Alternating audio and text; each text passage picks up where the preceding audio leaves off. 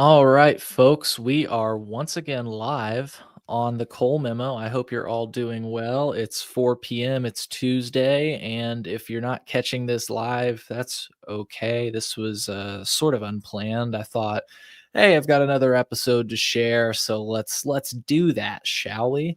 And so that's how this came to be. If you'd like to catch future live streams, just go to colememo.com/YouTube and subscribe to our YouTube channel. I would say that's probably the best way to catch us live. I try to do better about announcing those by way of a post on YouTube. I also try to post the live stream link ahead of time so that you're just aware and you can tune in so that you can comment below and participate as the show goes on. I do appreciate all your support. And if you like the show, please hit a like button. As I just said, this is the second show for today. Genetic Memory Farm says, "Good day, Cole. I hope you're doing well. Missed your earlier show." Oh, you missed a doozy, my friend. And it's good to see you. Thank you for tuning in, Genetic Memory Farms. It's been a while. And it has been a while since I haven't been in the regular groove of things. I'm hoping to get back into it, if you will. Just been kind of taking some personal time to myself to recharge. And I do have to say that if I can work everything out, I do have a really, really exciting episode coming up. But we'll talk about that more in a more focused episode. In today's episode, it's going to be much similar to the one that aired earlier today. If you haven't checked it out, definitely do that. This is going to be another episode with somebody who does not believe that cannabis should be legal at all. And thank you, Genetic Memory Farms. He said, "Glad to hear you're doing some self-care." Yeah, you got to take care of yourself. Otherwise, I don't know. Like I just noticed I wasn't doing my best, and I'd like to do the best I can, not only for all of you that take the time to tune in, but in other facets of my life. So it's super important. Um, Anyways, today's guest does not believe that cannabis should be legal at all. And in fact, she was recently mentioned in a press conference. Let's watch this small mention of her. Her name is Aubree Adams. Badly for me. I'm used to tough political fights. The governor and I will work together in the future, and we'll disagree from time to time. But this is a fight that didn't need to be. We've taken our classic chicken sandwich to the Nice. next level with Sorry, guys. Culver's just popped right in there with a little bit of an advertise. That was slick, Culver's. I got to give it to you. You fucking snuck that right in there. I apologize. I am not sponsored by Culver's. I guess they want to. The Cole Memo is officially sponsored by Culver's. Okay, let's get back to the clip here. Aubree Adams came in and testified. She said the veto demonstrates that the interests of the hemp THC industry are prioritized over the safety of Texas children and the well-being of Texas schools. Again, what Governor Abbott proposes is for us to legalize marijuana in Texas by regulating it. So we are not going to watch that whole thing. We might do that on another episode. In case you didn't know, Texas just recently vetoed a bill that would have banned federally legal cannabis products. So federally legal cannabis products in Texas live to see another day. The individual that you just saw, Lieutenant Governor Dan Patrick, was not happy about that. I've seen some posts that Aubree Adams, today's guest, has made since then. She's not happy about it as well. Without further ado, let's get into it and bring Aubree on for another episode of the Cole Memo, folks. I do appreciate you all tuning in, and yeah, let's check it out. Let's watch it. Here we go. Hello and welcome to the Cole Memo. In today's episode, I'll be joined by Aubree Adams. I'll give her a better intro here in just a moment, but I will just start off this episode by saying that you're going to hear some things that you may not agree with in this episode.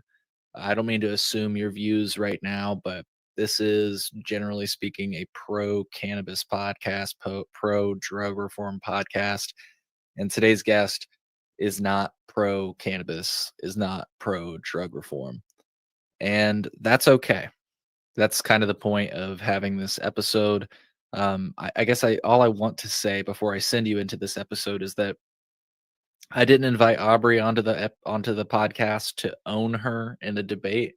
I invited Aubrey onto the podcast to hear her perspective and try to figure out why she believes what she believes, which oftentimes helps me determine why I believe what I believe. And so, for all those reasons, I think that I hope that you enjoy this episode. I think it's important for this podcast not to be an echo chamber. I get a lot of flack from people for doing episodes like these. This isn't the first time I've done an episode like this. It probably won't be the last. If you enjoy episodes like this, go to colememo.com/Sam. Smart Approaches to Marijuana is not affiliated at all with Aubrey Adams, from what I understand, but those episodes are similar in that I've invited somebody on that doesn't agree that cannabis should be legal. And in these first few episodes that I have with Jordan, we really get into a debate. In fact, this episode that I've got highlighted right here features Jordan Davidson and a former member of NORML, the National Organization for Reforming Marijuana Laws. And that, I think, is probably the closest thing to a debate that you'll see.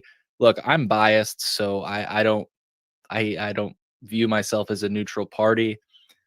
So, I hesitate to call some of these conversations debates, especially today's conversation. I don't really try to debate Aubrey. I do hope to have her back on the show in the future to continue this discussion, because it didn't last for as long as I would have liked it to last. If you're a longtime listener of the show, you know that I really like to have long form conversations. And so I do plan to have Aubrey back on the show so that we can continue our conversation, because I felt like just as we were picking up speed, we had to get off the phone. So that's all to say that you're probably going to hear some things you don't agree with today. I definitely heard a lot of things that I didn't agree with during this conversation, but that's the point, and that's all I really want to say as you go into this. If you're confident in what you believe in, I don't think this episode should be a big deal for you. In fact, I think it could be more of a learning experience. Personally, whenever I come across debates, I like to hear what the other side is saying. I don't want to be surprised by something that they're saying. And yeah, conversations like these, I feel, help me to be a better debater. It strengthens what I believe in. I could go on and on. I think you're going to enjoy this episode of the Cole Memo. I hope that you enjoy this episode of the Cole Memo. Here it is.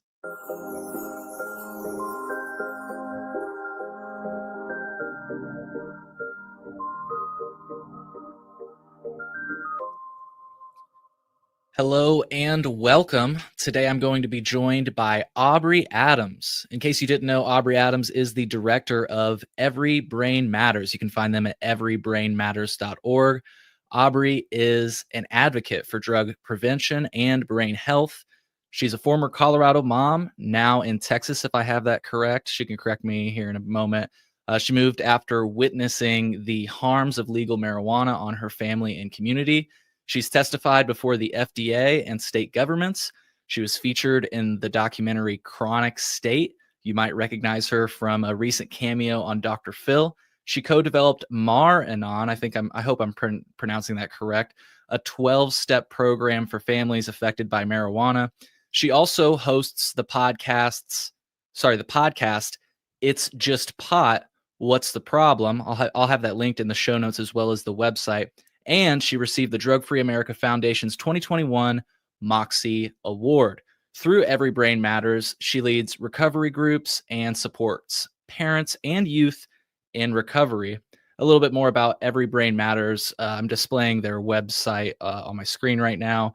They describe themselves as a nonprofit community developed by families negatively impacted by industrialized marijuana. They reject the narrative that marijuana is a harmless expression of personal freedom, and their position is that marijuana is a dangerous and addictive drug, and like all drugs of abuse, it can and is destroying lives. So I'm about to bring Aubree up, but if you haven't already, please hit that like button, subscribe, and share this episode with your friends and family. Doing so is one of the best ways to support the show. Producing this podcast is not free, both literally and figuratively. It takes a lot of time and money, but listener support makes it possible. If you'd like to contribute, you can do so now at colememo.com/support. Even $1 or $2 goes a long way. So let's bring Aubree on stage for another episode of The Cole Memo. The Cole Memo. The Cole Memorandum. The Cole Memo. The Cole Memorandum. The Cole Memo. The Cole Memo is what allows this whole thing to go on. I mean, you have to respect the memo. Hey, this is Tommy Chong, and you're listening and watching The Cole Memo.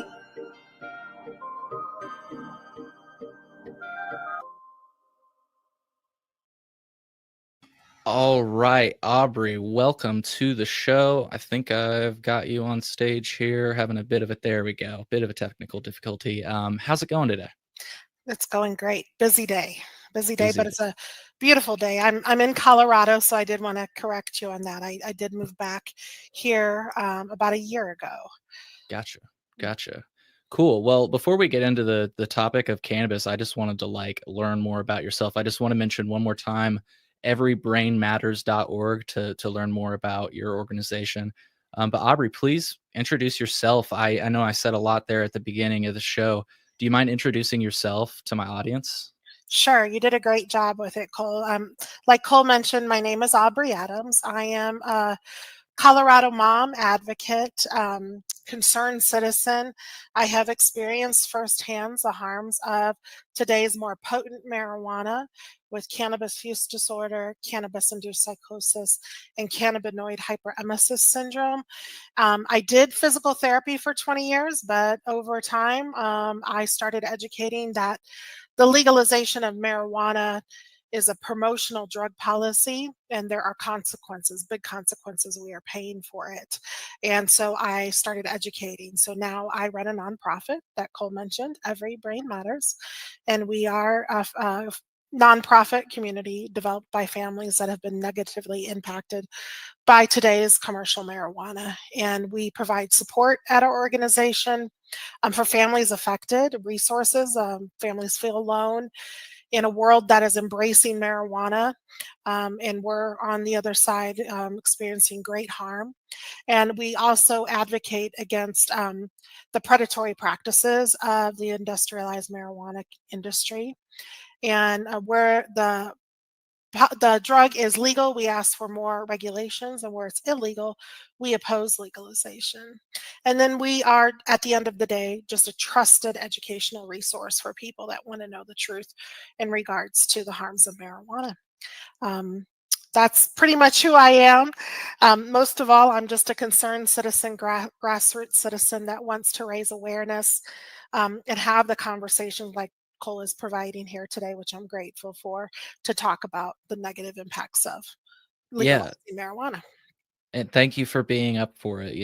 I know you mentioned before we went on air that you've done cannabis podcasts in the past, but sometimes, especially with some of the things I tweet about cannabis or post about cannabis, somebody like yourself, and I don't mean to prejudge you, but you may be hesitant to come on air. And I was wrong. You were willing to come on air. You helped set up time. And so I just wanted to say I appreciate you for being open to having these conversations. So Absolutely. No, Cole, you're the type of person I want to talk to. If you follow me on the X platform, you see the harassment and the bullying and just abusive behaviors of a lot of pro-marijuana people. And I don't view you as that person. So of course I'm, very open to having a conversation with you. So thank you for inviting me. Yep. And I'm just curious, before you got into, let's call it cannabis advocacy, even though when I say that, it's different than when you say it. Yeah. Before you got into that, can you just give me some background, on yourself? Like how did you find yourself before Every Brain Matters? And I'm sure this will lead up to the Colorado legalization, but I'm just to step away from cannabis for a moment. Sure. You know what I mean? Yeah, before I got into this advocacy work against marijuana, we'll just put it like that. Not against marijuana, but advocating for the truth of marijuana. We were just a normal family growing up in this small town of Pueblo, Colorado. I'm married with two boys, two sons, and two dogs, and marijuana was never a topic of conversation. When it was like, yeah, we don't do that. It's not good for your health. We never were exposed to the smell or other people smoking marijuana.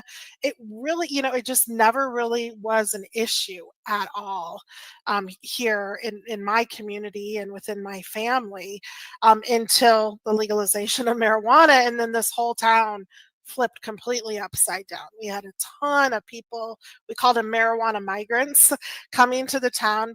Um, the majority of them were homeless without resources and didn't have jobs. So we're a very prideful community. We like to take care of everybody, the poor, the homeless. And so our whole community, like especially our social services resources, we were overloaded, and we had all these people everywhere, and a lot of them were families that brought their children that were unhoused and didn't have jobs.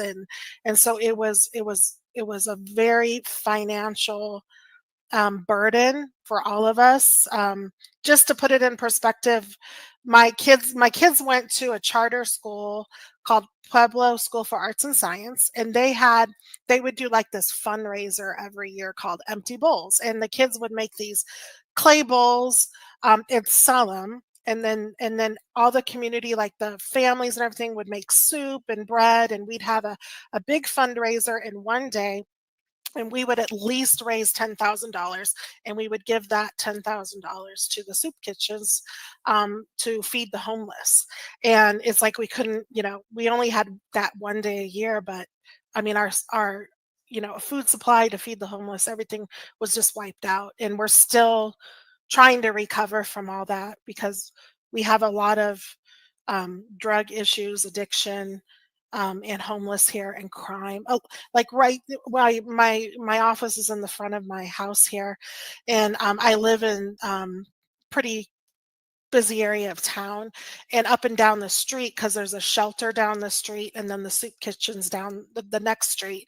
I have homeless people going up and down my road all the time. And there was one guy, he was definitely in psychosis, screaming and yelling as he's walking by. And kind of shocked me when you hear somebody right outside your window screaming and yelling. So just to summarize, normal life, wasn't perfect life at all, but we were pretty normal family, doing scouts, doing the church thing, volunteering in my kids' school. I worked as a physical therapy assistant, and we were having a good time. We loved to camp, we loved to hike, we took advantage of all the beauty of Colorado.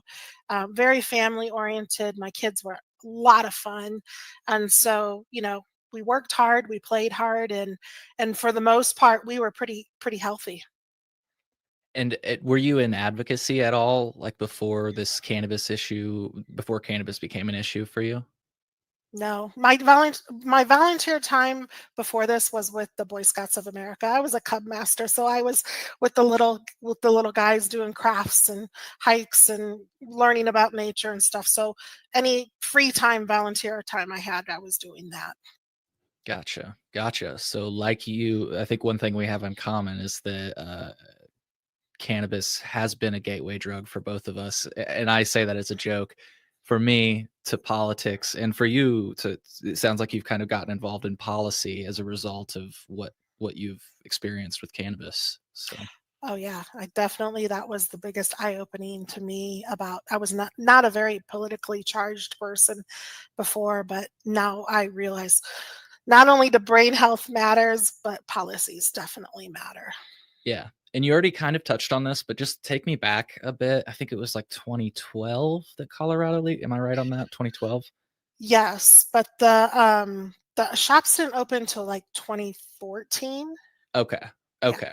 Mhm. So, yeah, you kind of touched on this. You mentioned, like you started to notice an abundance of people that were unhoused and everything. But I always like to ask, like, yeah, when did it? Because you mentioned it wasn't even really something you talked about. And when you talked about it, you're just like, this isn't something we do. But when did it become? It almost sounds like it was in your face. You're saying you were smelling it, you were seeing people. When did? Can you take me back and talk through like what you remember in those early days? Oh yeah, yeah.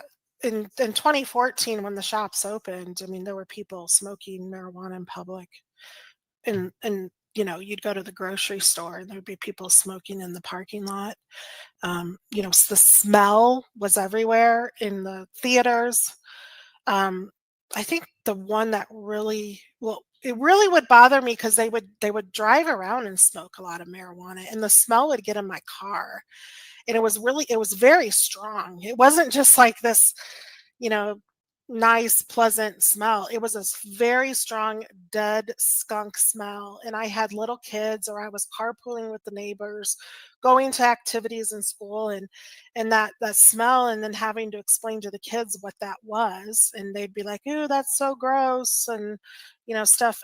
The one time it really bothered me was when I was at my son's 8th grade celebration. And we were in the gym, and there was like a little hallway out there, and the smell of marijuana was just so strong. But the teachers, it was a very awkward situation because you don't know if a parent had a product on them, if kids were using in the parking lot or got high before they came and just had the smell on them prior to that.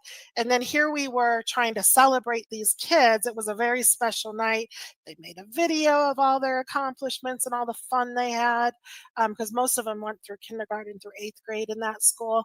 And the teachers were just kind of looking at each other. I was like, oh my gosh, you got to be kidding me. Like, this would have never happened prior to legalization. Nobody would even have thought, like, even if it was a legal user, nobody would have entered a school reeking of marijuana. So that was very upsetting that night, that drugs are being exposed at that level, normalized at that level.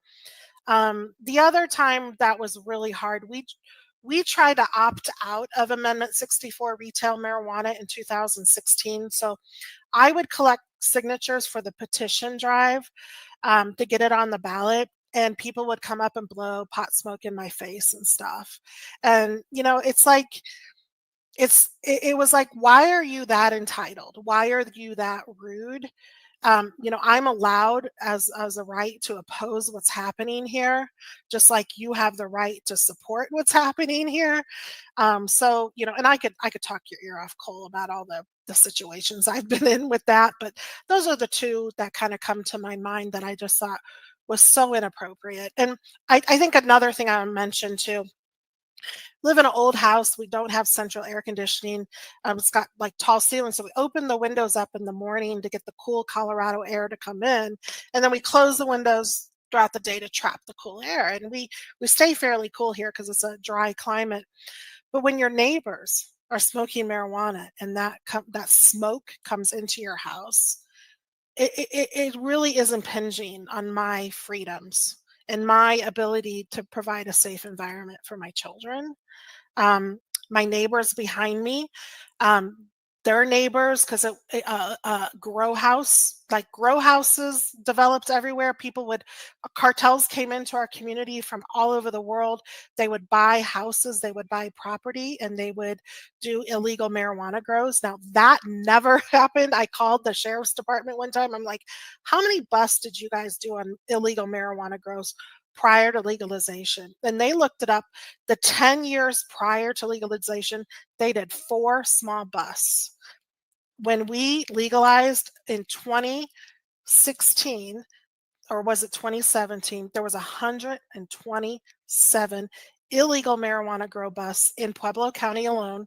We're a very small county, and they were from nationals from all over the world, especially Cuba and China. And that was very scary.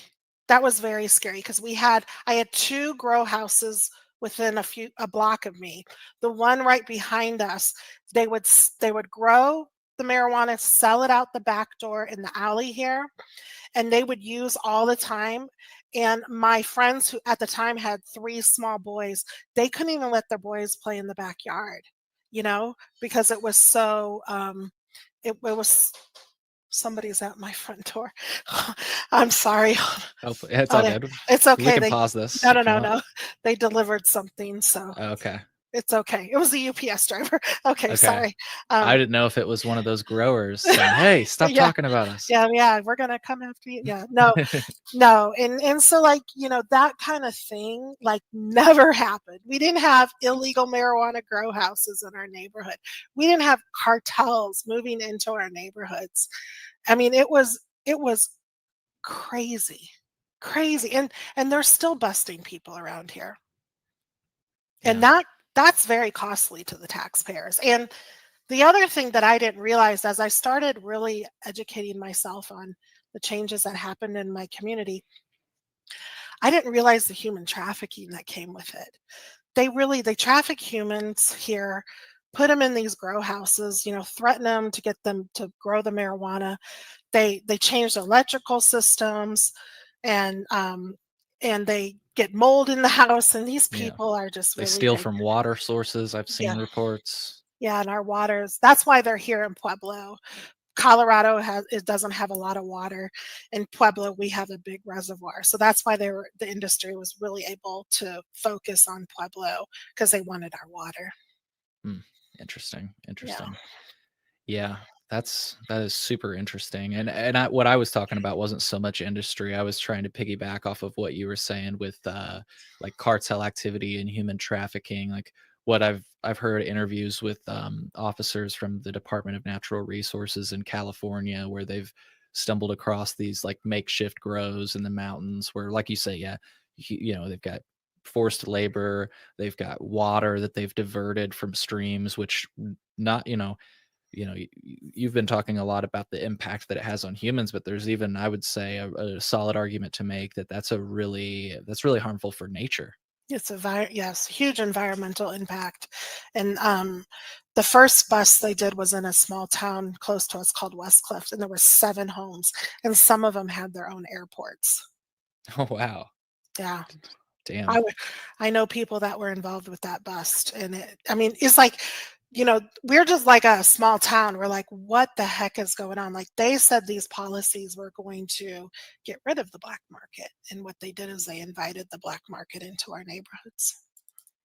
Yeah, yeah, this is super interesting, and I wanted to ask about this because it helps me to understand like how you're approaching this policy. And what you've said is something that I've heard, before, not only from people that don't smoke or have ever smoked cannabis. Which, by the way, have you ever Yes. used cannabis? Yes, I You have. have used cannabis? Okay. Yes.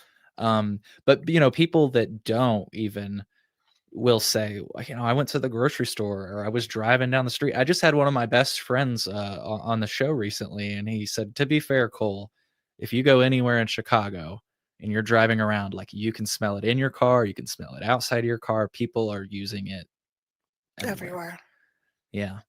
So it, helps me to understand, like, because I have some empathy for your position where it's like it has always been out of sight and out of mind for you, and now it's kind of in your face, and sometimes you described in your house, Yeah. I even though think you're not bringing it into your house, like it's your yeah. neighbors type of Yeah. thing. You know what I mean? Yeah, I think when people were like discussing, oh, we should legalize marijuana, they thought, hey, it's just some guy who wants to smoke a joint on a Saturday night to relax. Like, who cares about that? Like, it's none of our business. We don't want him getting in trouble for doing that. And I think anybody would agree with that, but that's not the reality of these policies. And the pro marijuana advocates always say, well, it's about like how alcohol was the prohibition 100 years ago. And I'm like, well, first of all, this isn't alcohol. This is a way different drug. And this is 100 years later with mass communication and transportation. Like it's not working. I know there was some well intentions with the policy and with some people, but I think other people totally were just going to they knew they were going to make a ton of money, and they were just in it for that. Um, but and I'm sorry if you, and I understand you probably disagree with me, but it's not working. It's causing a lot of harm, and here we are, 14 years later here in Colorado, and nobody has done a cost analysis on it. Not one person, not a third party coming in and looking at the benefits and the cost. So it's not a fair fight at all. and it's about money and power, just like most corporations. And to me, the marijuana industry is worse than big pharma. I mean, at least big pharma has like warning labels on their products. Like in California, we can't even get warning labels on the marijuana products. It was all vetoed by the legislator. So it's not a fair fight, and it's a public disservice to not inform even people that want to use marijuana, like to say, hey, these are the risks. And if you're having, like, let's say you choose to use, here's some symptoms you need to look out for, especially like if you're getting paranoid, that you need to, that's a sign you need to stop, because that's an open window to progress to psychosis. That type of information is what we are very interested in getting out there. So people can, they don't feel shameful if they are having an adverse reaction, that Yeah. they can Right. ask for help. But Right. what we run into a lot is like, well, the industry doesn't tell us, they say it's medicine. You just need to change the strain you're smoking. So, and you'll be okay, and, or you just need to use CBD instead of THC. It's like, no, if you have CHS, cannabinoid hyperemesis syndrome, the CBD causes that too, just like the THC. So we're just interested in getting the right information out there. Yeah. Well, one thing I think we have, another thing we have in common is that I am many people in the cannabis industry, and I don't mean to paint with too broad of a brush, but this is just my anecdotal experience, don't agree with me. I agree, and what I mean to say is I agree with you that it's not working, and you made a point about it being more about money than the original, let's call it, intent of this movement. And this is something that I'm constantly trying to point out, and I constantly get flack for. I still think we might disagree like on our end goals, but I think there's some common ground that we share on this. And I was just curious, before I wanted to get back to the idea of the legalization making like kind of cartel activity and stuff worse in your state. But just because I was like super surprised, can you tell me about your experience with cannabis? I was Yeah. surprised you said you had tried it in the past. Yeah, I wanted the boys to like me. I had a family member that was using a lot. Matter of fact, looking back now, that family member was having a lot of hard time, became addicted to it. And I didn't know what psychosis was at the time, but I think he was experiencing that. And so I really liked the guys. There's a certain guy I really liked, and I wanted to be cool. And I just thought, I want to be accepted. And I smoked a handful of times. Most of the time, I did not have an adverse reaction. I got the giggles, I got the munchies. But when I was 16 years old, we smoked off a joint before going to my prom, and I think I only took a few hits.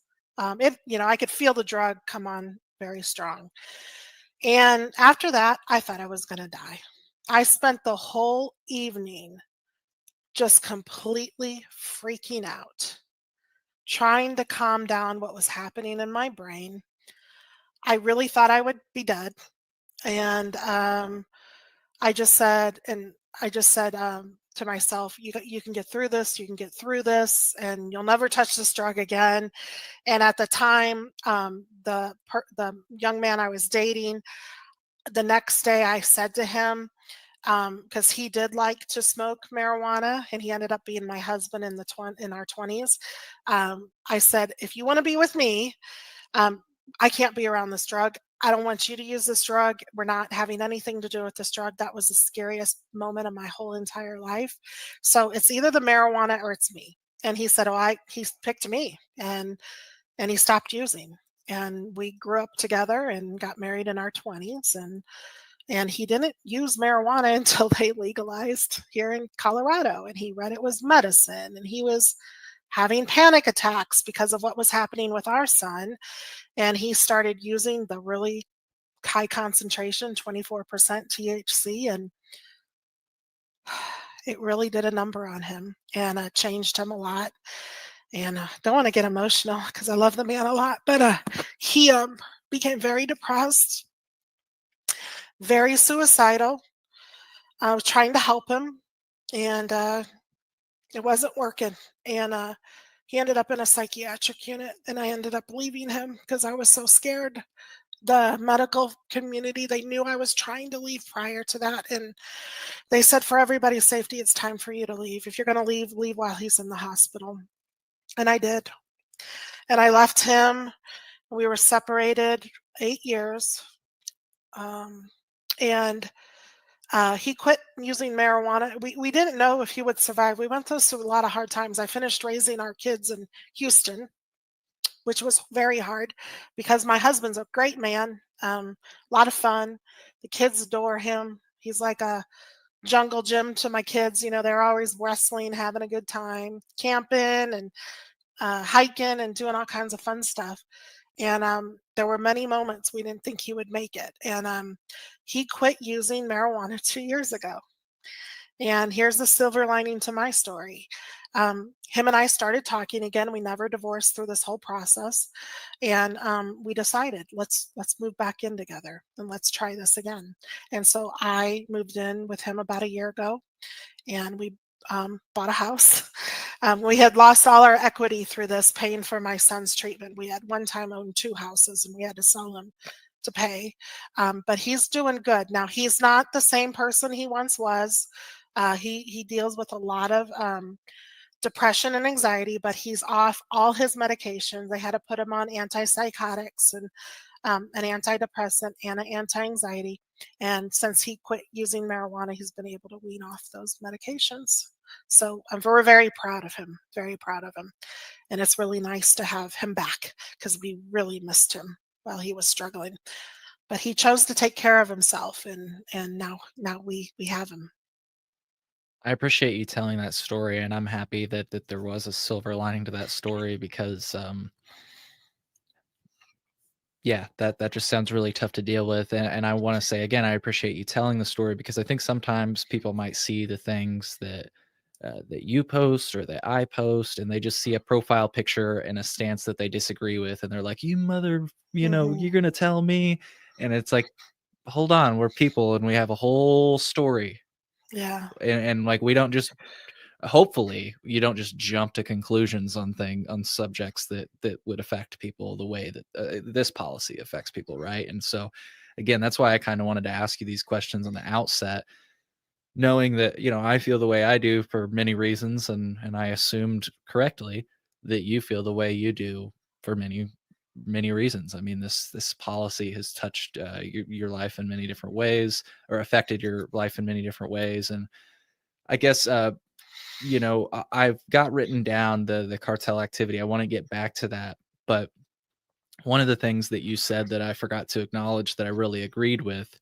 and I wanted to get back to something else you had mentioned. You had said, these products really should have like more information, whether it's warnings, whatever. There should be more transparency and more information. Like, for example, I know there's some information in my home state of Illinois. I was looking around to see if I've got a product around here. I know there's some information like this is actually from Colorado, your home state. And it does say there may be long-term physical or mental health risks from use of marijuana, including risks for women who are or may become pregnant or are breastfeeding. This product was produced without regulatory oversight for health, safety, or efficacy of use of marijuana, may impair your ability to drive a car or operate machinery. Um, so, and I think there's some similar warnings in Illinois, but you had mentioned, and I agree there should be more. Like, for example, this product was a smokable product. It's 5 grams of cannabis flower. One thing it doesn't say, unless, some of the labeling has worn off because I've had this package for so long. One thing it doesn't say is like, smoking's not healthy. You know what I mean? Like, so sometimes people will say, "Oh, cannabis is more healthy than alcohol," and I'm like, I don't know if you understand the comparison you're trying to make. Like, these are both unhealthy activities, so don't like try. I always hate it when people do that. But I guess my question is, sorry for the little rant there. My question is, you had said where it's legal, we ask for more regulations. What types of regulations? Like, like I said, I think a good one is like smoking is unhealthy. That should be like very obvious. But do you have other ideas? Yeah, I agree with everything you just said. Yeah, the smoking, I think the other warning label that I would like to see, that they need to know it's linked to schizophrenia. That's huge. You can change your brain forever. They need to know that that they can be permanently psychotic for the rest of their lives. And even if they stop using the product, it can change their brain forever. The other thing is, I think there needs to be a potency cap. I think that would be a harm reduction approach. I think we would still have the harms and we would still be causing addiction and mental illness. But if there was a potency cap, I think that would at least bring it down a couple notches from the harms we're seeing. I also think the deceptive products that look like normal everyday foods and candies need to be banned. I think we've proven that we have poisoned children all across America with these products, and we should not be a country that does that to our children just to appease an entitled part of our culture that feels that they want to have drug candies. So I just totally, absolutely 100% disagree with marijuana candies and deceptive products to make them look like they're just an average soda or lollipop or something like that. Those are predatory practices that they have, and so outlawing those predatory practices that purposely or accidentally target children is definitely something I would like to change. I definitely um, have lost a lot of sympathy over the years for marijuana users. I sympathize with them that it can cause adverse effects, but when it comes to me picking children's health over their ability to have a marijuana candy, I definitely am totally on the side of children. I think we need to provide a safe environment, and we don't need to be mass producing products that can change their brain forever and or harm them, in any way. Yeah. I mean, I I tend to disagree that we can't have, drinks or gummies or chocolate bars, and the only reason I do, I get your point that, a child, like, it's funny, and I hope this doesn't take us on too much of a tangent, but the cannabis industry currently is saying they're using examples of some, like, hemp products, and they're like, "This looks like candy, it shouldn't be in the dispensary." And I can try to pull up the photo here in a moment, but I just quizzed some of my listeners slash readers, and I posted 2 pictures of Reese's peanut butter cups, and I asked, which is infused, and everybody got it wrong.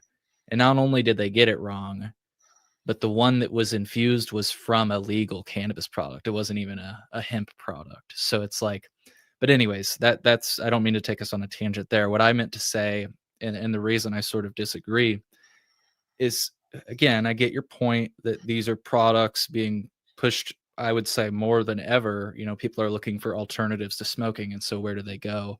Gummies and drinks and stuff like that. But I would just say that, like, those products existed before there was ever a legal framework. Like, I remember making brownies in my dorm room, or even suckers and stuff like that.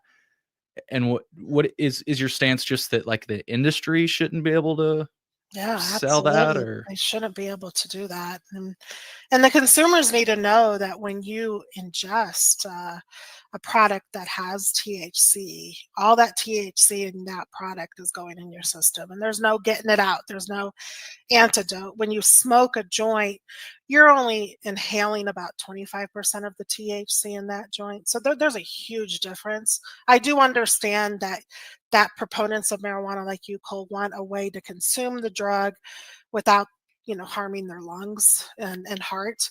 But to me, it's like, I think if we were going to legalize marijuana, we need to legalize what marijuana truly is. It's the old school hippie weed, the low potency joints, that people are aware that, yeah, it's not good for your lungs and hearts. But this whole new era of candies and these deceptions that come along with it. I mean, it's just like, are you wanting to regulate marijuana, or are you wanting to be drug dealers like that? And I don't mean to offend you with that, Cole. Like, I No, you don't. understand your stance, but it's like you guys are drug dealers on steroids. You're just completely out of control, and marketing these candies, and they're ending up in 3-year-olds. And there was a 13-year-old girl that ended up in the hospital. I think it was in Chicago just last week.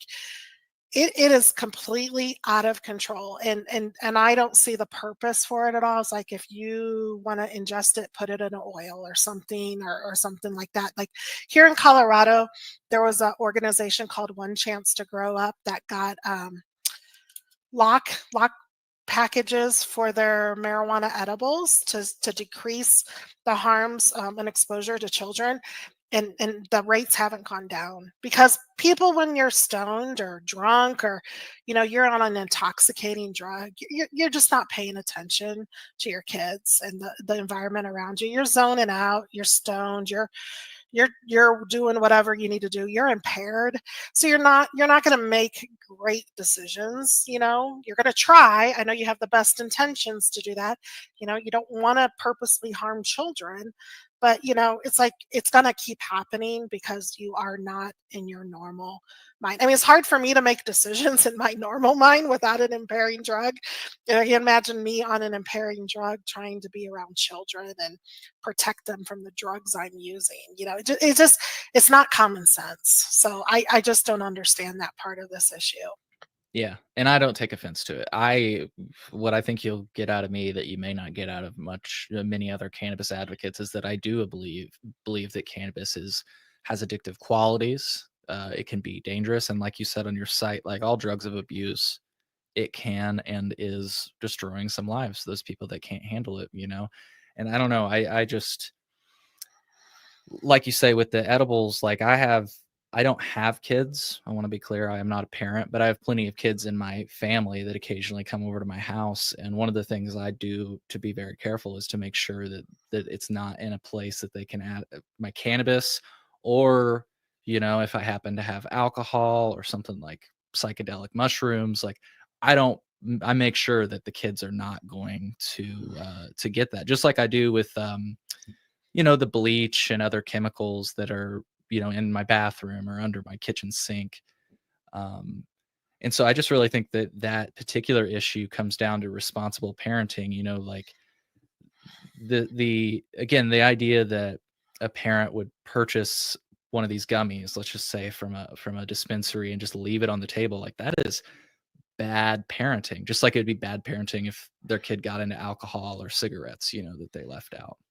Well, we have parents here that purposely give their kids marijuana. They think it's medicine, and it's out of control. And yeah, parenting has an issue with it, but we don't put bleach in candies. We don't do stuff like that with You remember the candies. Tide Pods thing though? That was Yeah, kind what's of up with that? What was that about? that was, I think, the closest thing to it, where I mean, those things looked like candy. I mean, I Yeah. thought they looked good. Yeah, they make, yeah. Well, they shouldn't be doing that. Obviously, that became an issue too. So we Yeah. should learn from that. Yeah. It's when you've got a lollipop THC, I mean, come on. It's mass producing that everywhere, impersonating or mimicking other, like, Reese's Pieces candies and stuff. The industry, and I know they've been sued, and they're going to keep being sued. And it's just such a waste of money. You're harming kids, and then it's all this money going into the courts, and it's a costly policy that could have been avoided. And I still have noted the idea of the legal state bringing in cartel activity, because I do think that's an important point you made. I want to discuss that, but just since we're talking about like substances in the house and stuff, like what is your stance on alcohol and other drugs? I'm not pro alcohol, pro drugs.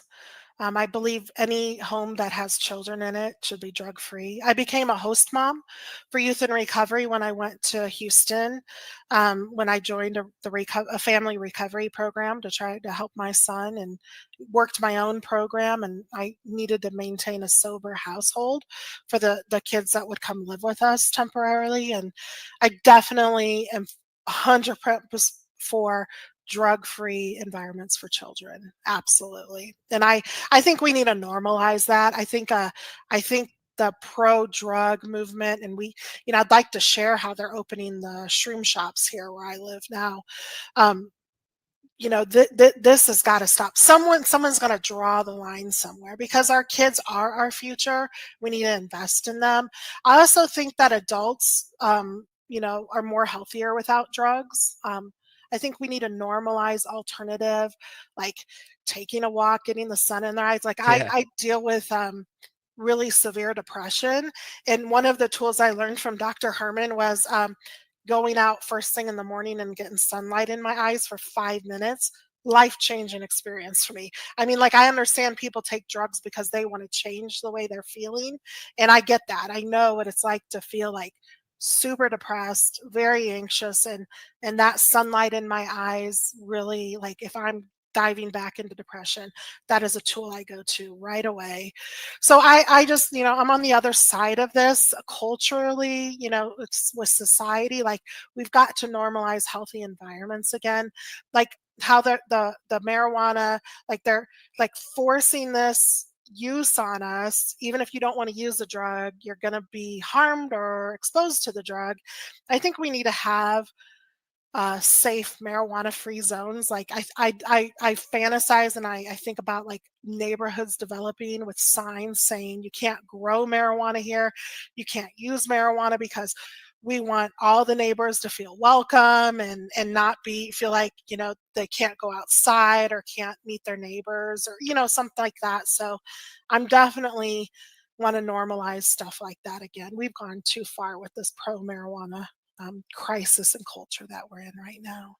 Yeah. I mean, yeah, I think I completely agree with what you were saying. Like we are all healthier, uh, without using alcohol or tobacco or cannabis. Like it's, in many cases, I think not. It's funny. Somebody's again back to the idea. It's like, well, smoking cannabis is less harmful than alcohol. It's like, smoking. How about not smoking? At all. Smoking. Not smoking Yeah. anything. Like that's Yeah. probably better. Um, do you drink alcohol at all? I know you Sometimes. said Hmm. okay.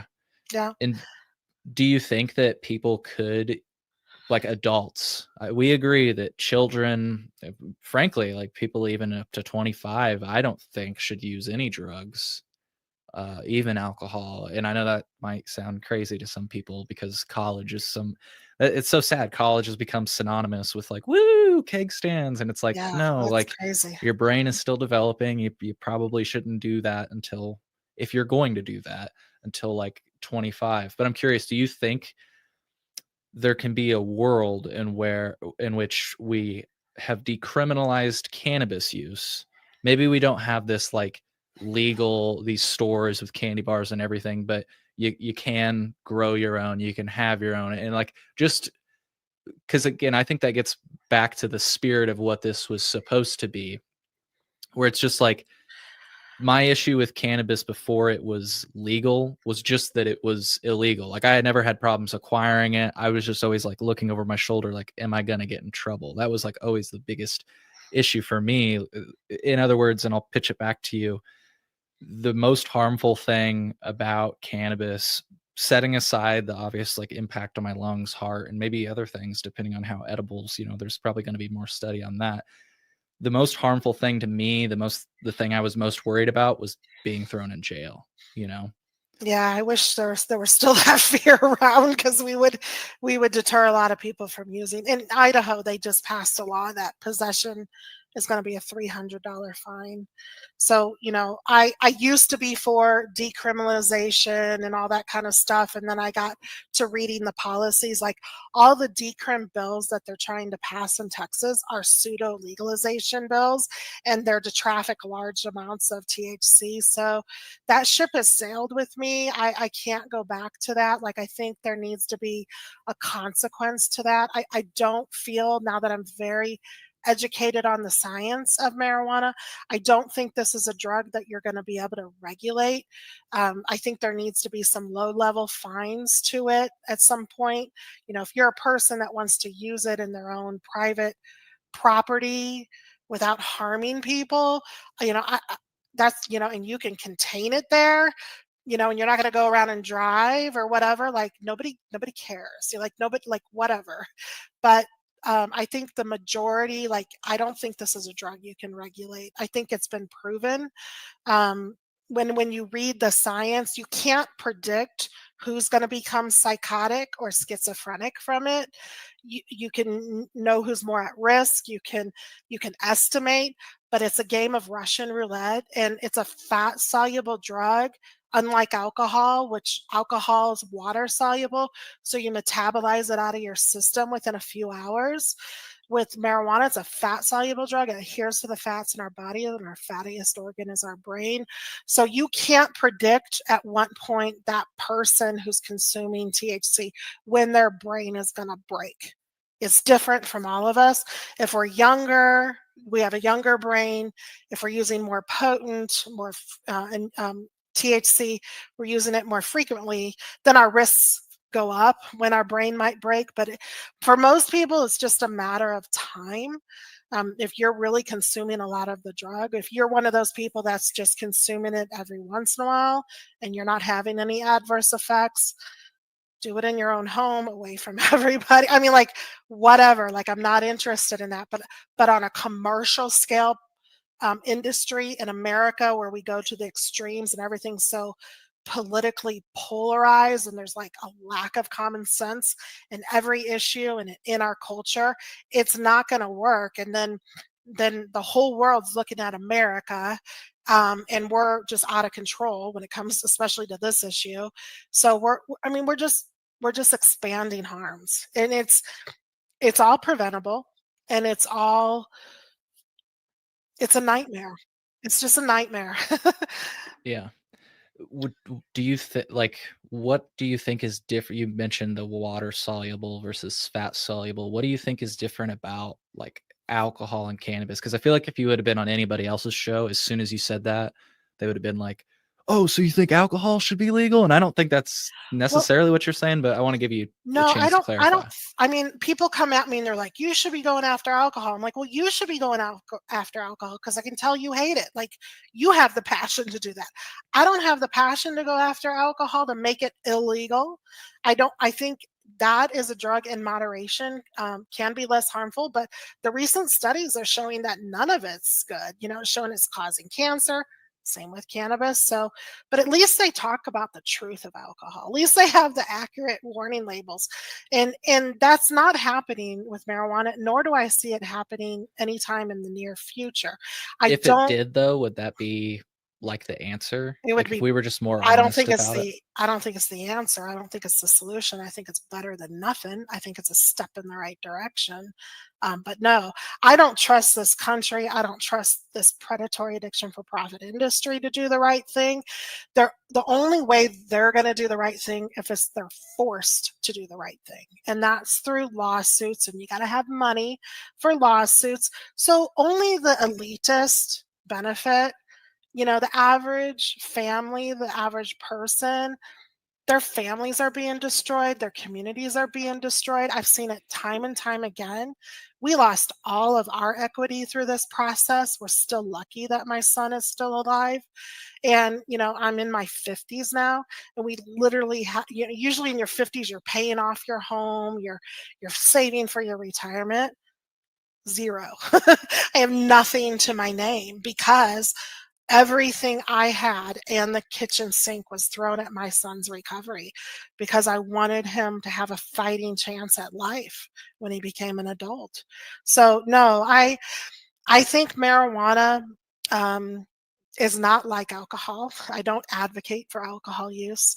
I think our money would be better spent, um, maybe looking at more regulations and restrictions with alcohol. Like, I notice now they're putting alcohol in candies, and I'm like, I never saw that before until they Right. legalized marijuana. So now that the industries are all learning from each other, and they're doing all this crazy stuff. So I think that kind of stuff. Like, I would definitely I would support that. I don't think that alcohol will ever be illegal again. I don't think there's a drive for that. It's practically the number one drug that's used, but now we're seeing marijuana like that. But with marijuana, when you really look at the history of marijuana and you read the science, you realize this is not the kind of drug that can be regulated, because we've got psychotic people with guns going into schools shooting children. We've got psychotic people on, pushing people in front of subways. We have people like the Waukesha parade driver, psychotic from marijuana, just driving over. He drove over. He injured 64 people and killed 7 people in just a matter of minutes. So no, you can't. If you take a swallow of whiskey, you're not going to become psychotic. But if you do a swallow of an edible, one use a swallow of an edible, you can become psychotic. So no, I don't think this is a drug that can be regulated. Gotcha. Yeah, definitely heard of people that have become psychotic, and I don't mean to use anecdotes, but we're doing that right now. So, I've heard of people becoming psychotic or less than pleasant, let's say, from alcohol. And I think to your point, just a brief departure, we've got these federal court warnings for cigarettes and stuff. I don't know if people haven't seen these before, look at these whenever you look for them, rather, when you go to your local gas station or whatever. You'll see that a federal court has ordered, these warnings. And I'm thinking your prediction might be right in the future, that we'll have something similar, for cannabis. I think it'd be great to have honest warnings like that. Well, and Jen, if I could just clarify, people can become psychotic from alcohol, but they have to abuse it for many years to become psychotic. They can't become psychotic. They can black out and be impaired, intoxicated from one use. Oh, you mean to say like a permanent, almost like even when the drug wears off, you're still in this psychotic state? Is that what you meant? Yeah. With Yes. cannabis. Yes. And so the thing that people say, like the shooter example that I've seen people talk about, like, and it wasn't your organization, but some other organization based out of Illinois. I think it's Parents Opposed to Pot. Listed off several shooting events and said, what's the one common thing that all these shooters had was cannabis in their system. And I just always think that point falls flat a little bit for me, because as we've I don't know if we established this yet, but you mentioned, cannabis is, it binds to fat. And when you could use it one day and you'll have THC in your system for 30 days. So it's like, when people say that, they act like the guy was like driving, you said the parade driver, as if he was like puffing a joint while he was mowing these people down. And I'm not trying to be insensitive here. No, he was definitely smelled of marijuana and was psychotic. And if you watch him, so if you go to the front page of my website and you scroll down, and under the heading that says change, it says THC, psychosis, and violence. You want to click on that, and those are all the proven cannabis-induced psychosis violent acts. There's associations with a lot of them, but let's go back up. Yeah, under change. There you go. And it's the next one. There, that one right there. Yep, you click that, and you'll be able to read through the ones we have tracked that are proven psychosis from marijuana. And then if you go back up to the top of the page and read about Bryn Spacer, well, you have to click off that part. You have to go back to, click the logo. Oh, okay. Yeah, sorry. I just want to show you 2 spots that your viewers can read about it. So scroll down a little bit. So the picture right there with the young lady, that's Bryn Spacer. Her story is horrible. She had a cannabis-induced psychosis and ended up taking the life of her friend, stabbing her dog, and she was stabbing herself when the police arrived on scene. They tried to tase her 4 times to get her to stop harming herself. She was so psychotic, she wasn't reacting to them. The police hit her with their batons 9 times, breaking her arm to get the knife out of her hand. And so if you read about her, the prosecuting and the defense experts all concluded it was cannabis-induced psychosis that caused her to react like that. And we are working with Bryn's probation officers because she's required. She was convicted of involuntary manslaughter, and she is sentenced to provide 100 hours of community service about cannabis-induced psychosis and her story. So we are working closely with her and her probation officers to provide that service to educate the community. So if you want Bryn to come speak to your community, contact us at info@everybrainmatters.org, and you will get a lot of benefits out of meeting Bryn and learning from her. She's a wonderful young lady who had no clue putting the bong to her mouth that night would cause such a horrific outcome. Thank you for sharing that story. And folks, again, the link to Every Brain Matters, get it right. Yeah, everybrainmatters.org will be in the description of the episode. I'm also displaying it on screen right now. And I'll move on from this topic here in a moment. Oh, are we still good on time? Did you say you needed to stop at the top of the I hour? do. I have another meeting in just a Damn. minute, but if you want to have another podcast, Cole, I enjoy talking to you and I appreciate the conversation. And regardless of what side of the issue and you or any of your followers are on, I think it just brings awareness. And that at the end of the day, I let go of the outcomes. Like I know I don't have the power to change anything, but I do have the power to raise awareness. So I'm open to scheduling another one if you want Yeah, to. we should definitely do this again because I enjoyed my time with you and it went by quicker than I thought it went by quick because we had a good conversation. So Yeah. I'll just say, for my listeners that constantly ask, and then we'll close out, like, why do you have somebody like Aubree on the show? I don't want this show to be an echo chamber. And frankly, if you're confident in what you believe in, you shouldn't feel uncomfortable by hearing other perspectives. What do you think about that, I Aubree? love that, Cole. That's a mature, respectful way to communicate. And I wish majority of us in America would communicate the way you just did. So thank you. Yeah. I am the same way. Yeah. And I'll leave you with this.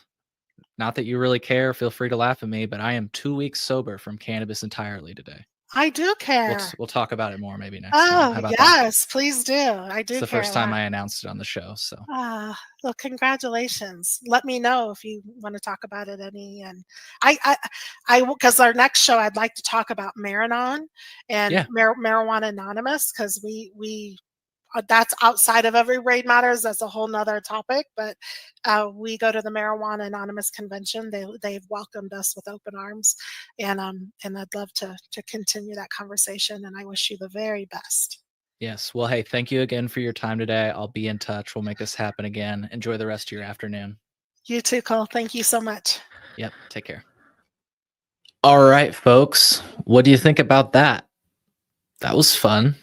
We had some comments that dropped. I will read some of them. Please keep the comments coming. I'm absolutely happy to have a discussion with you all regarding some of what was said during the episode. I did think it was very interesting that Aubree consumes alcohol occasionally, but they claim that cannabis can't be consumed in that way.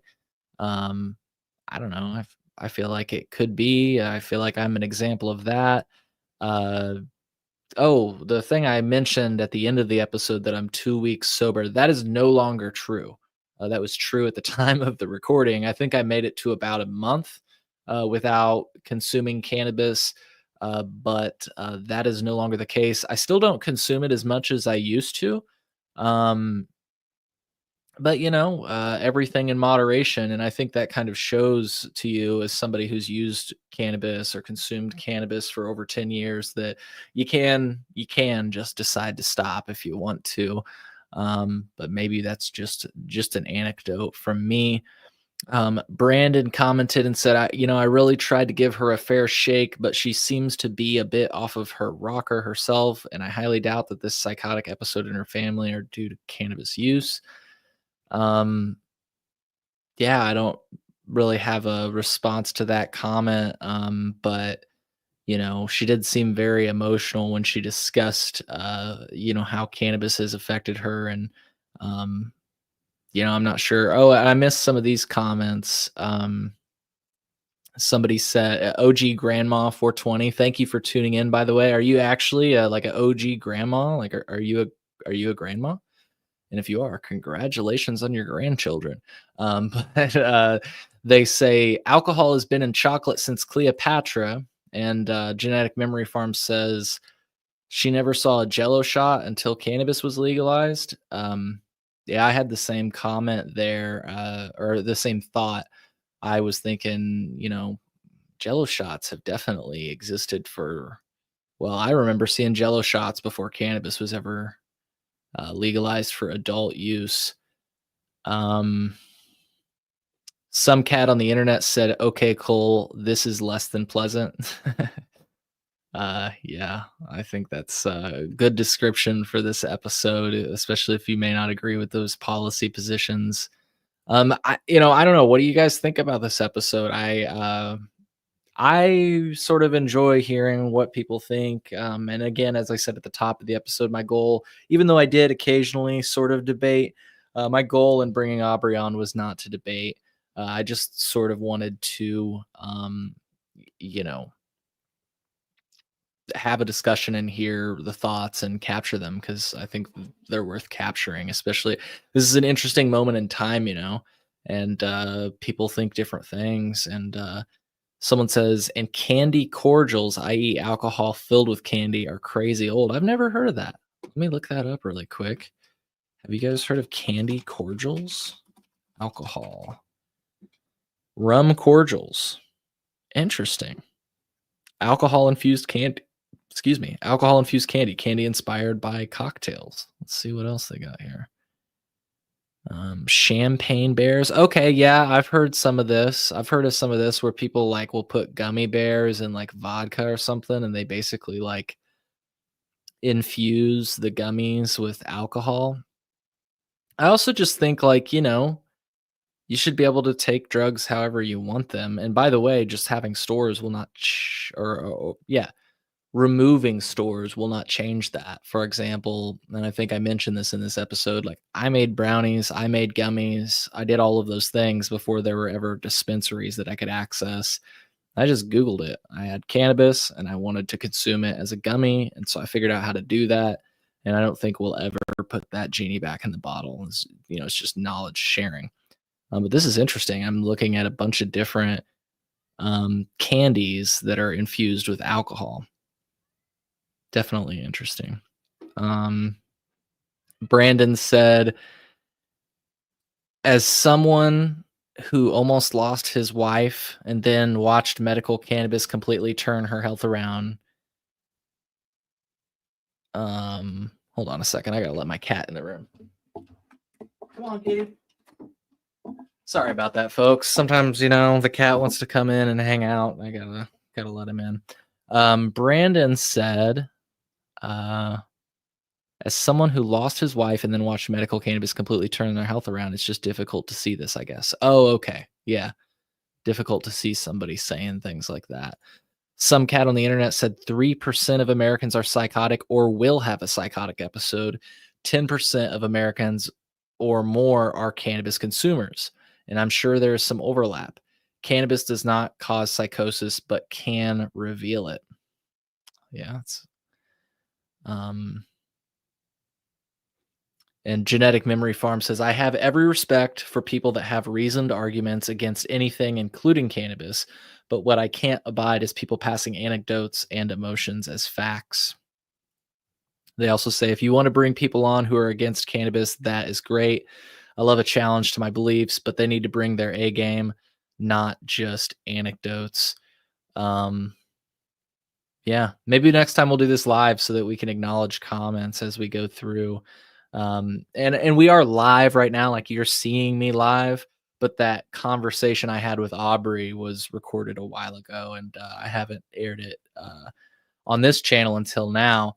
It did drop on colememo.com/Patreon, and that's just another benefit of becoming a patron.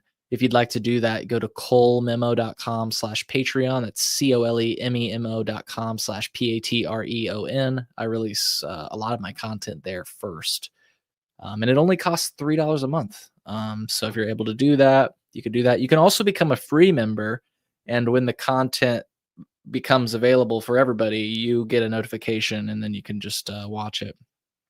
Some cat on the internet, I appreciate this comment. They say, I always give an upvote, especially if I leave a comment. Otherwise, it counts against the algorithm. Go, Cole Memo. Hey, thank you so much, seriously, for tuning in, and all of you for tuning in. I'm curious if you have any other thoughts before I go. If you hadn't already checked it out, I just did another episode that was live earlier today with another person from an unrelated organization, but you'd think they work together. The organization is called Smart Approaches to Marijuana, and I always jokingly say it's not exactly what it sounds like. They work at a state and federal level to prevent the legalization of cannabis. And today I was joined by Jordan Davidson, who's been on the show a few times in the past. I even went and met him in our nation's capital, Washington, D.C., where we got together and did an in-person podcast. You can watch all of the episodes we've done together at colememo.com/Sam. That's SAM. And we've done a fair number. In fact, one episode, I mentioned this at the beginning of this episode, includes Justin Streckle, which he used to work with the National Organization for Reforming Marijuana Laws. OG Grandma says, great show, gotta go. Hey, respect. Thank you for tuning in. And folks, if you haven't already, hit that like button, subscribe. That'll make it so that you don't miss a future live stream or any of my new content. I've got some exciting episodes lined up that I'm really excited to I'm really excited for the future. I've got a big one, a big one that I've been working on for over a year. And we finally made it happen. There was a conversation to be had, and then we'll be ready to rock and roll on that. And maybe I'll share more in the future regarding that. But the takeaway what I want you to take home is that there's a really cool episode coming up. If I can get everything worked out, super excited for that. So folks, once again, I'm about to wrap up. If you've got any comments, I'd be happy to sort of display your comment and respond. If not, that's okay. I'll give it a few more seconds here. Let's see. Let's just see, what I've released lately. If you haven't checked it out yet, if you go to colememo.com, I'll display it on my screen right now. I did an episode recently with Jim Higdon from Cornbread Hemp. Really interesting guy, really interesting story. Cornbread Hemp is a company that sells hemp, as you might have been able to put together. They sell drinks and gummies, and they're pretty popular. I heard them on a podcast that I listened to. I think they bought a horse at the Kentucky Derby or something like that. I remember seeing at some sort of horse race there was a horse named Cornbread Hemp or Cornbread or something like that. I recently did an episode with Livy McKay, who launched an online marketplace for federally legal cannabis flower. That's episode 209. You can find that at colememo.com. We did some episodes on cannabis companies laundering money. Yeah, definitely check that out. And folks, if you're still watching right now, first of all, I love you. Hit that like button. And as Genetic Memory Farms says in this comment that I'm displaying on my screen right now, if you leave an 8-word comment right after the episode posts, it apparently helps the algorithm, which, if you don't know what that means, it helps other people to see this show, which is definitely appreciated. I'm always looking forward to seeing your comments. Thank you, Genetic Memory Farms, for tuning in. Thank you, OG Grandma 420, for tuning in. Thank you, Some Cat on the Internet, for tuning in. Brandon Krieger, I always am happy when you tune in. Thank you for tuning in. Thank you for your support. Thank you for reaching out to me when you do cool things like selling Cantrip drinks at events. By the way, if you want to try some Cantrip drinks, I'm holding one up right now. This one is 50 milligrams of THC, which might be a little bit of a high dose for some of you. But if you want a lower dose, they have those. They have orange soda, seltzers, colas. They even launched a new Dr. Pepper drink, and you can get that at drinkcantrip.com. /Cole Memo. That's DRINKCANTRIP.com/COLEMEMO. And when you do that, you'll get a 15% discount. 15% will be kicked back to me for in-store credit, which I will use to buy more Cantrip drinks because I love Cantrip drinks. And I'm not saying that like literally the only thing I get from Cantrip drinks besides the drinks that I purchase is that 15% off if you purchase it. And I've only had one person purchase using my code before. So I got like $7 or something like that. I just really like their drinks. They're tasty. They use naturally derived THC. So um, some of these companies apparently use converted THC, which I personally don't have any concerns about, but I know some people do. So if you have concerns about that, definitely check out Cantrip. They also use cane sugar. Did I say that right? Yeah, cane sugar. So none of that corn syrup bullshit. They seem to be all about all natural. So if you want to try drinks, the one thing I didn't mention, they've got all different flavors, but they also have all different doses. So again, if 50 milligrams is too high for you, they got low dose, mid dose, and what you might consider high dose. And Genetic Memory Farm says Eagle's Garden has had one of the Cornbread Mafia members who wrote a book about them after he got out. Apparently, one of their bigger farms was in Minnesota. Interesting. I will say Jim Higdon wrote a book called Cornbread Mafia, if I'm not mistaken. I think he talks about it on the episode where I had him on. And I don't know if this is the same guy that you're talking about. I'm not sure. Oh, wait, this was an actual member of the Cornbread Mafia. So am I misreading your comment? I don't know. They said, Genetic Memory Farm says, do they have any 100 milligram drinks? That is my minimum for an edible. You are speaking my love language. When I was using a lot of cannabis, I also preferred 100 milligrams as a minimum. And no, they don't. But what I will say, if you have not had a drink before, here's the thing. I used to think 100 milligrams was my minimum, and I still would. I would drink like a fucking 4-pack of 50 milligram drinks. But I will say the thing that's interesting about drinks is that they kick in much quicker than conventional edibles.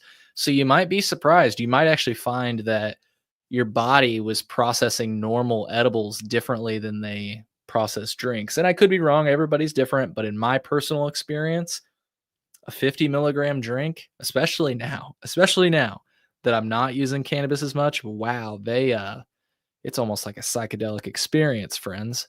But even when I was using, consuming more cannabis, I found that 50 milligrams, you sit down and you drink it all to the face. It kicks. Because I used to be of the same belief as you. But having said that, I do believe that our friends at River Bluff Collective, which I used to share these drinks a lot, they don't make these 50 milligram drinks anymore. But if I'm not mistaken, I could be wrong, but if you go to riverbluffcollective.com, I do believe that they have 100 milligram drinks. But I don't know a lot about those. I don't know a lot about those drinks. Does Cantrip only self-distribute, or are they on any store shelves anywhere?